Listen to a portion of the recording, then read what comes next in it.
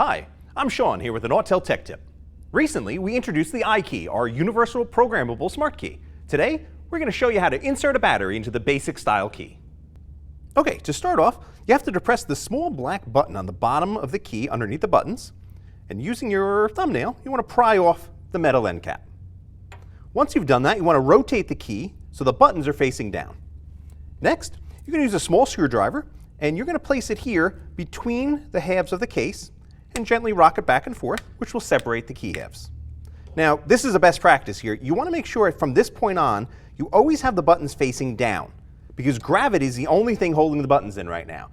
If they fall out, it's not a disaster, but it saves you a lot of time if you don't have to deal with that.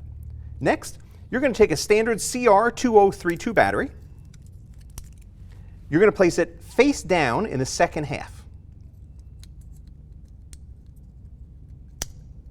Now, you're simply going to rejoin the two halves of the key, which, once aligned, will snap back together again. This will get easier the more keys that you program. Finally, you're going to take the metal end, snap it back on again.